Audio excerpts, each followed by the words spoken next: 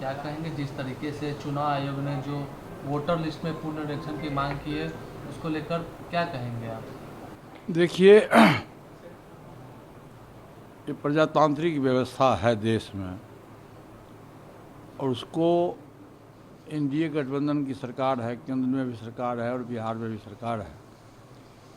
प्रजातांत्रिक व्यवस्था को ये लोग ध्वस्त करना चाहते हैं और डेमोक्रेटिक सिस्टम में बाबा साहब भीमराव अम्बेडकर के द्वारा जो संविधान में मौलिक अधिकार दिया गया, सभी लोगों को दिया गया, चाहे दलित हो, पिछड़ा हो, अक़लियत हो, ऊंची जाति के लोग हैं, सभी लोगों को मौलिक अधिकार दिया गया है।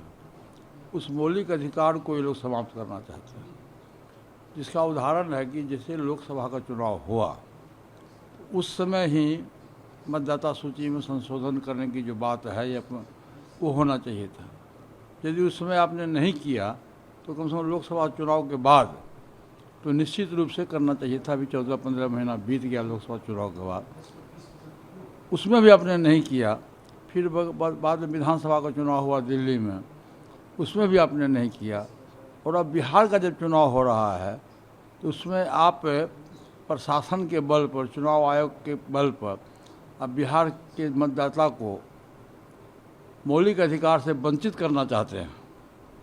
ये बहुत ही दुर्भाग्यपूर्ण स्थिति है। 30 दिन में कोई भी व्यक्ति, जैसे भी शोषित पीड़ित दलित इलाका है खास के बिहार में, अब जो दलित समाज के लोग हैं, जनरली होता क्या दलित परिवार में होता कि जो बच्चा जन्म लेता है उसका जन्म प्रमाण पत्र नहीं बनता।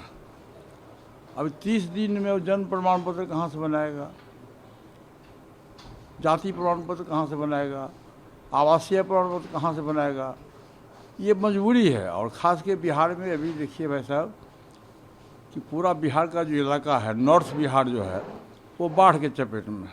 पूरा का पूरा नॉर्थ बिहार 60-70% लोग बाढ़ के चपेट में है, जहाँ उसको रहने की व्यवस्था नहीं है, खाने की व्यवस्था नहीं है। और कागजात कहाँ रखेगा? वो घर नहीं है जो कागजात रखेगा, बरसात में उसका कागजात भीग जाता है। लेकिन जानबूझ के, चूँकि बिहार में चुनाव होने वाला है और एनडीए गठबंधन की स्थिति बहुत ख़राब है, इसीलिए आपने देखा होगा कि बार बार 4 बार अभी तक बिहार में प्रधानमंत्री जी का प्रोग्राम हो गया। कल राजनाथ सिंह जी का प्रोग्राम हुआ, माननीय गृह मंत्री जी का प्रोग्राम हो रहा है। यानी इसका मतलब ये है कि जहाँ बीमारी होता है वहीं डॉक्टर जाता है। इन लोगों को आभास है कि बिहार में जो चुनाव होने वाला है वो बिहार का मतदाता मन बना चुका है कि हम एनडीए के खिलाफ में अपना मत देंगे। तो एनडीए के जो समर्थक लोग हैं वो ये सब साजिश कर रहा है। और जो महागठबंधन का जो वोटर है, सपोर्टर है, जैसे दलित है, पिछड़ा है, अक़लियत के लोग हैं, अति पिछड़ी जाति के लोग हैं, उनको मौलिक अधिकार से कैसे हम वंचित करें, इसकी व्यवस्था भारत सरकार ने चुनाव आयोग के माध्यम से, और बिहार के जितने भी पॉलिटिकल पार्टी के लोग हैं, विरोधी लोग दल के लोग हैं, सभी लोगों ने इसका विरोध किया। ये अंग्रेज़ के शासन से भी खराब स्थिति हो रही है बिहार में। यदि भारत सरकार और चुनाव आयोग हम लोग की बात को यदि ये लोग नहीं मानेंगे तो हम लोग अंत में मजबूरन धरना प्रदर्शन तो करेंगे ही और अंत में कोर्ट का सहारा लेंगे और कोर्ट हम लोग जाएंगे सरकार के खिलाफ। कोर्ट जाइएगा? हाँ, निश्चित रूप से हमारी पार्टी जाएगी, कोर्ट जाएंगे। अच्छा, पशुपति बाला जी, आपने एनडीए अप्रैल में ही छोड़ दिया है, तो अब आगे आप क्या करेंगे? क्योंकि चुनाव बहुत नज़दीक आने वाला है, तो आप क्या महागठबंधन अब कब ज्वाइन करने वाले हैं? देखिए, अभी हमारी बात हो चुकी है और चूँकि अभी 2 दिन बहुत ही इम्पोर्टेंट दिन है। 5 तारीख को हमारे आदरणीय लालू प्रसाद यादव जी का सर्टिफिकेट मिलने वाला है, राष्ट्रीय अध्यक्ष जी का। हमारा 5 तारीख को बड़े भाई साहब का जयंती समारोह है। इसके बाद हम लोग एक दिन बैठ के और बहुत जल्द से जल्द आरजेडी गठबंधन जो महागठबंधन है उसमें हम लोग शामिल हो।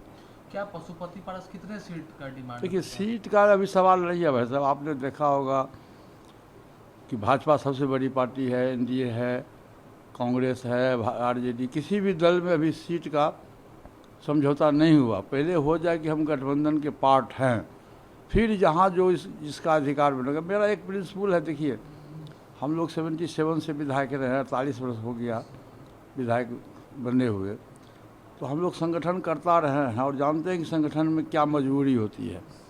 और अभी तक हम बिहार में 25 जिला में घूमे हैं और 25 जिला का जो हमने रुझान देखा, जो हमारा वोटर और सपोर्टर है, उन लोगों का जो रुझान देखा है, उन लोगों का एक स्वर से कहना कि एक व्यक्ति और एक पार्टी की सरकार बिहार में 20 वर्षों से है, लेकिन बिहार की स्थिति, लॉ एंड स्थिति बहुत ख़राब है। दलित विरोधी सरकार है, खास के महिलाओं के साथ में बलात्कार, अत्याचार और लूट घसोट हो रहा है। संविधान को के अनुसार काम नहीं हो रहा है। तो हमारा ये सोच है कि सरकार के विपक्ष में बिहार की मतदाता है, तो हमारे पास जो जिताऊ उम्मीदवार होगा, हमारा जहाँ संगठन मजबूत होगा, जहाँ जिताऊ उम्मीदवार होगा, उसके लिए गठबंधन धर्म में हम प्रयास करेंगे कि हमारा जो संगठन में जो लोग हैं, और हम लोग बाहर से नहीं लाएंगे, पार्टी का जो वर्कर है उसी को हम टिकट देते हैं। उसमें जो संगठन में जो लोग हैं, जो जिताऊ उम्मीदवार होगा, उसके लिए हमारा प्रयास रहेगा। तेजस्वी यादव है, तेजस्वी यादव कह रहे हैं कि चुनाव आयोग बीजेपी के सेल की तरह काम कर रही है।